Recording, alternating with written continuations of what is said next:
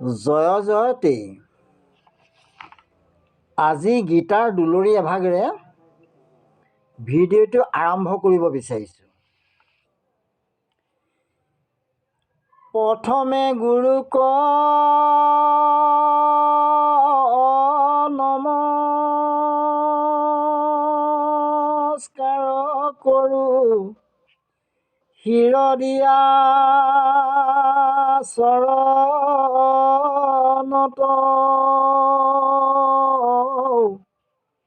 যাৰ উপদেশে জ্ঞানক প্ৰকাশে গোচয় বিদ্যাযত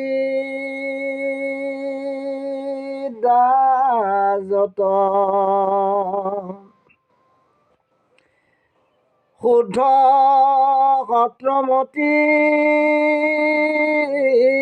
কৃষ্ণত ভকতি পাদপদ্মে নিষ্ঠা যাৰ ছদ্মবেশ ধৰি মহাভাগৱত লোকক কৰা নিস্তাৰ। আজিৰ বিষয়ভাগ হ'ল নামঘোষাৰ ভজনৰ 407 নং ঘোষাভাগ ভাঙনি আৰু বিশ্লেষণ কৰিবৰ বাবে আগবাঢ়িছোঁ। ঘোষাভাগ হ'ল নাৰায়ণ ৰাম হৰে গোপাল গোবিন্দ ভজো তোমাৰ দুয়ো পদয় অৰবিন্দ। নাৰায়ণ ৰাম হৰি গোপাল গোবিন্দ ভজো তোমাৰ দুয়ো পদয় অৰবিন্দ। নাৰায়ণ ৰাম হৰি গোপাল গোবিন্দ ভজো তোমাৰ দুই পদ অৰবিন্দ। ভাঙনি ভাগ এনেকৈ ক'ব পাৰি, অনন্ত কোটি ব্ৰহ্মাণ্ডৰ অধিকাৰী হে নাৰায়ণ, হে ৰাম হৰি গোপাল গোবিন্দ, তোমাৰ দুই পদ অৰবিন্দত ভজনা কৰোঁ। আকৌ কৈছোঁ, অনন্ত কোটি ব্ৰহ্মাণ্ড অধিকাৰী হে নাৰায়ণ, হে ৰাম হৰি গোপাল গোবিন্দ, তোমাৰ দুই পদ অৰবিন্দত ভজনা কৰোঁ। ঘোষাভাগ বিশ্লেষণ কৰিব বিচাৰিছোঁ। প্ৰভু ভগৱন্ত কৃষ্ণৰ পদ পংকজত শৰণাপন্ন হৈ তেওঁৰ নাম গুণ শ্ৰৱণ কীৰ্তন স্মৰণ আদি কৰি থকাই ভজন। ঈশ্বৰৰ সহস্ৰ নামৰ মাজৰ পৰা জীৱতৰণৰ বাবে গুৰুজনাই মূল 4 নামৰ সাৰ আনি ভকতসকলক অবিৰাম জপ স্মৰণ কৰিবৰ ব্যৱস্থা দি থৈ গৈছে।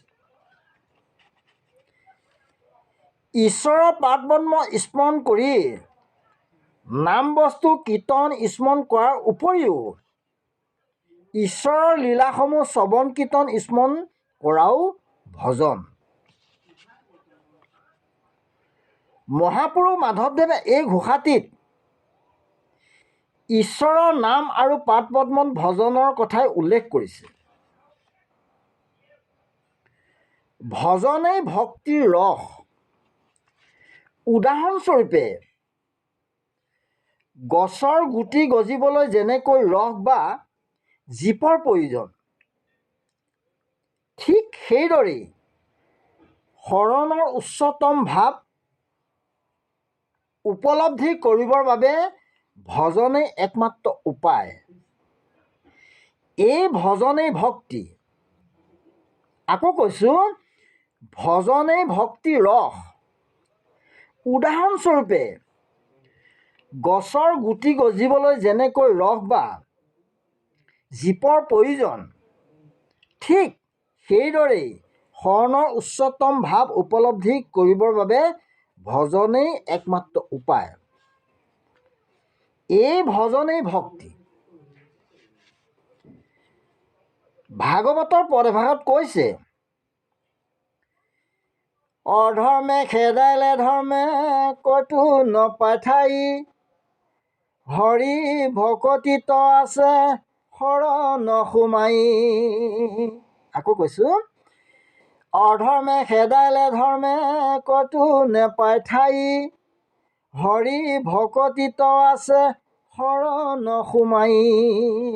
অৰ্থাৎ হৰি চৰণত শৰণাপন্ন হৈ অহৰ্নিশে তেওঁ নাম কীৰ্তন কৰি হৰি পাদপদ্ম স্মৰণ কৰি থাকিলেই জীৱৰ হৃদয়ত ভকতিৰ গুণসমূহ প্ৰকট হয়।